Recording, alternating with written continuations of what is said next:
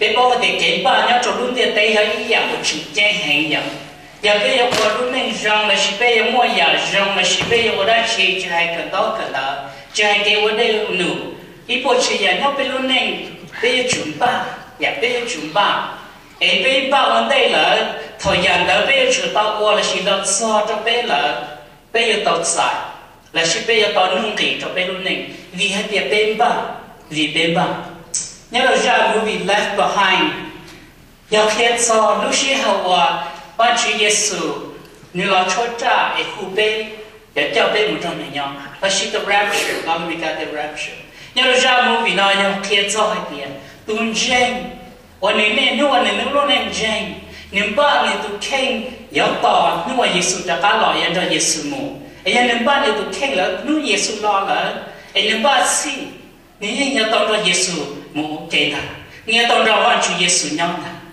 ไอ้ยันนี่ไปเจ้าเก่งเจงไปเก่งวันนึงเจงเนี่ยนู่นอยู่ไปอยู่จุ่มบ้านต่อไปจุ่มบ้านต่อเดี๋ยวนู่นเยซูหล่อนู่นเชื่อเยซูหล่อไปต้องรอเยซูนะ so be prepared to meet the Lord.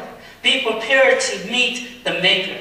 Mà Chúa Giêsu ya tu chỉ bé, thế này ya tu lo chở bé, thế này ya tu lòng kia đó bé thì này ya tu chở sen, thế này ya tu kia đó bé thì này ya tu ba tu chén sen tập bé.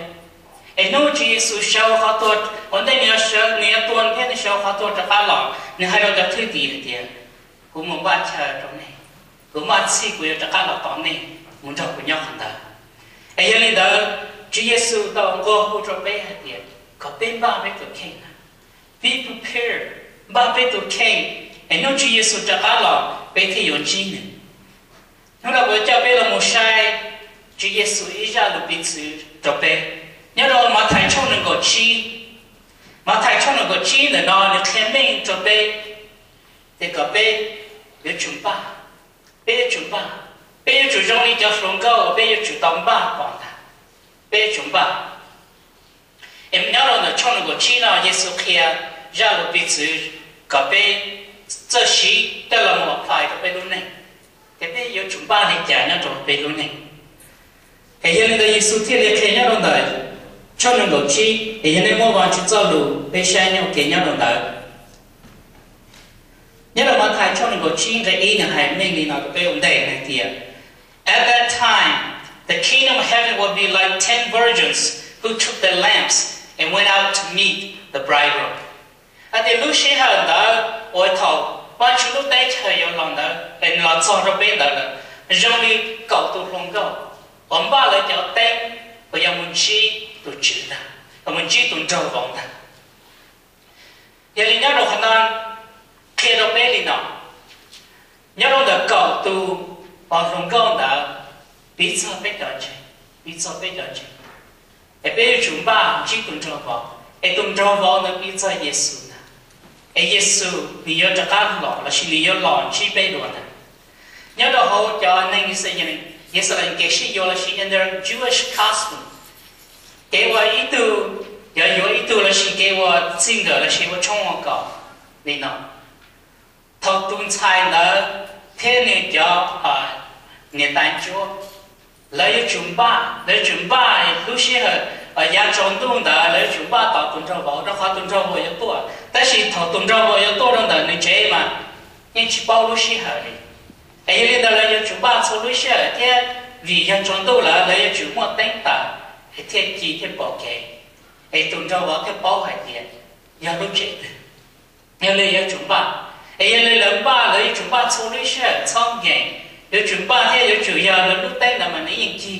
là luôn thế bỏ kệ, để tụi trâu vòng tua lúc xưa là tua những thế bỏ thì lúc chế nó giờ tụi gọi nhau và sĩ tụi gọi nhau cho họ, ấy nên đó Giêsu thì đi mua ra luôn bị chửi nào là khi nó bé hay tiền bé nhau tụi lòng cầu Giêsu ya tụi trâu vòng ấy nia tua là bên nia lon là bên ấy đi có bên ba số lúc xưa nhớ là người ta nói khi cho điểm ba lúc tên là chỉ em lẽ, và còn lúc tên là mà chịu chết hàng này, giờ thì chỉ muốn lúc tên đợi cho khóa chọn lúc đi sẽ chế, tuần trâu bóng tuần này chỉ bao hai tiền, tuần lòng có là chỉ từ cầu nhà nhau là khó tiền,แต่ชียาเตียตุงก็ยาก็ชียาผมก็เดิมว่าลูกเต็งจียาเคลียร์ตรง tuần trâu vào hai tiền tuần gọi nhau được họ chơi nó giờ này hắn nó bé bỏ hai tiền Giêsu kêu nó bé thì cả bé chủ trong đi cho cầu tụng lòng con nó bé chủ mua lúc tên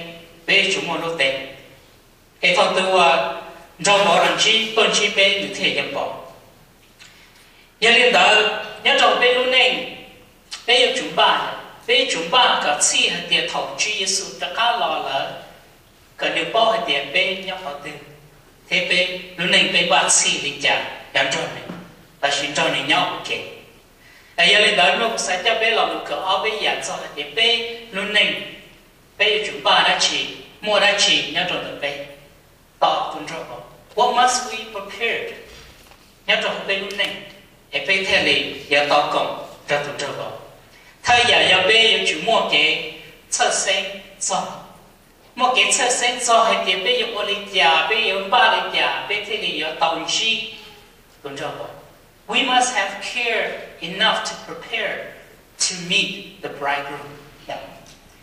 Lo lo nhớ là trong nên có chi cái ornament này hay đi nào. 5 of them were foolish and 5 were wise. Thế họ thì bây giờ ba bây luôn nên cái gì vậy nào. Bây giờ chúng mua cái ba giờ chỉnh chu. Don't you luôn nên chỉnh. Prepare all the things that are necessary. Bây chúng ta chơi giờ bây chỉnh chu nhớ cho bây luôn nên chỉnh. Còn bắt tay giờ cả bây mua từ chữ bự. So saints take care enough to prepare more than we needed. Đó là họ nói khi đó bé thì bé chúng ba cả tàu cha bé sẽ nhớ là mà thầy trong những cái chuyện đấy bé không phải bao giờ này hay nào. The foolish ones took their lamps, but did not take any oil with them. Giờ là cho là lúc đánh sư đấy chỉ ba trong cả tàu cha cả. The wise, however, took oil in jars along with the lamps. Thì chỉ tu chân dây là chỉ tu chân sinh trong đó. Nên ba trong tàu cha thì họ nên need it. Prepare more than what is necessary to wait for the bridegroom. Họ thì bây giờ chủ tàu số lúc xí hả chính cái. Bây giờ chủ tàu số lúc xí hả. Let us be prepared số lúc xí hả. Cái tàu số lúc xí hả cả trong cái.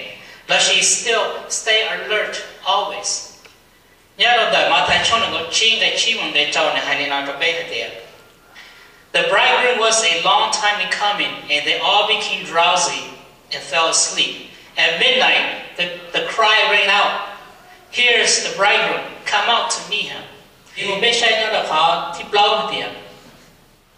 Bây giờ chủ qhia, chỉ trong nhau là họ bên cả các trong. Let she improve whatever needs to be improved in our lives. Họ bên ba chi tỏ gì tuần trao bảo ya lo là she Yesu tu chủ ya cho các lo. Ya bây giờ chủ improve. Giờ họ nhớ đầu bé thì nhận đây là chỉ trong mà thầy cho nên có chuyện để xa này hay đi nó. Then all the virgins woke up and trimmed the lamps. Họ thì chỉ họ bé ba chi nhận chỉ tuần trao vào giờ bé dùng thiaj đâu bé tụ khen chỉ mua là tụ nhận thiaj tao cho bé dùng ba là bé tụ khen chỉ mua là tụ nhận ba tao cho bé sai ra là mà thầy cho nên có chuyện để gì mà nó cái có on là hay nó cho bé. The foolish one says to the wise, "Give us some of your oil. Our lamps are going out." Chỉ từ chỉ chất sinh trong đó là hai đôi cháu chất sinh rồi thì muốn đi cho đồ cũ cho bé, cho họ bây giờ cho ta là nó, nên muốn cho đồ bé, thì bé lúc đấy thì chỉ, cái cho they no, they reply, thì chỉ trong đó để bé chỉ cả muốn cho đồ này, there may not be enough for both of us and you. Chạy giờ thì bé muốn bây giờ cho đồ này là gì? Bây giờ cho chỉ số đồ bé, để cho chỉ số đồ có theo đồ cũ. Instead, go to those who sell oil and buy some for yourself. Bây giờ là nên mua đồ cho tin nên tao khứ và mua trọi nên mua yuav cho này. But while they were on their way to buy the oil, lúc xưa họ cho chỉ tuần đã tao mua yuav cho rồi, chỉ tao kiếm mua yuav cho rồi. The bridegroom arrived. Lúc xưa họ đã tuần cho vào tốt xong. The virgins who were ready went in with him to the wedding banquet. Trong một câu ba chín đó, lần cho tuần trao vào một trò hồ chế, một trò hồ trong nào trong hồ. And the door was shut. And lúc xưa đó có trong một cái thì mua lá. Later the others also came. If it was not, later the other others also came, sirs, they said, open the door for us. Thì là chỉ tôn đó thì tôi chưa, thảo có cái họ trong trò bé. But he replied, I tell you the truth, I don't know you. Thì tôi chưa ai đâu là chỉ tôn đó thì cô khen chân nó này, cô chỉ bảo này. Thế cho con yêu, giờ thì bé ba cho bé luôn nên chi, anh chỉ tụi Chúa Giêsu nên trong đi nó cho bé. Thế tụi Chúa Giêsu hay cho bé đó mà thầy trong nên có chuyện cái có bé, nên thế sau đi nó cho bé. Nên thế sau hay là therefore keep watch because you do not know the day of the hour or the hour. Bây giờ chỉ bảo hay tiền nô từ Chúa Giêsu cho cả là, ý là đi, chẳng sai là chỉ bảo hay tiền, lúc xí hết từ tuần cho bao giờ là. Để chỉ lấy chúng ta là lúc tay thế có một trò chi chua lúc xí hả? Để chúng ta bao giờ tốt thầu, gió là ba chi, nên tốt là nhau nữa. Để nếu tốt thầu ít ta mò là lúc tay những chụp chi, để là tốt cho bao giờ tốt thầu bao một sân gió, chỉ một sân gió là lúc tay chụp chi, để có làm ba chi vào chúng ta vào. Để lúc này trên, để cho trò kiến chân chơi, để chúng ta chua lúc xí hả? Ba chua nữa. Để ta kỹ Chúa Giêsu là be ready to go. Để ít sẽ xong ở đây là Chúa Giêsu mà là are we ready to go? Đó khó, bé chỉ tiếp bé lúc đánh thôi, bé chỉ tiếp bé lúc đánh thôi, bé chỉ bé cho cái nhân là chi lo cho chúng tôi, bỏ kệ, để tôi cho vào thế bao nhiêu, bé nhau hết thử. Để Chúa Giêsu theo cái kheej sau đó bé hết tiền. We don't know the day, we don't know the hour. Bé chỉ bao lúc xí hả từ, sư mong từ, là chỉ phép từ, người ở đó. Bé chúng ta có gì? Hãy nhớ đến đó, nó nói, một hữu bé kìa. Let us be prepared every day, every moment of our lives. Thế trong thì bé lúc tên, bao extra trong bé lúc tên, có chi lo cho dù, có chi đầy, chẳng nếu mà chi Chúa Giêsu, nó nữa cho cả lòng. Hãy bé thì ở tao trả này nhau. Hãy nó biết một trận này nhau, nga cho họ lúc đấy của họ, cho họ trong những trong cơ ta. Giờ họ chỉ bảo hoàn Chúa Giêsu, là giờ khó họ trong. Hoàn Chúa Giêsu giờ hai đâu thì, I don't know you. Còn là nếu chuyện khi họ trong. Thế là chỉ biết ba cái gì, đó là biết Chúa Giêsu, biết một trận này nhau, biết họ ba Chúa kể.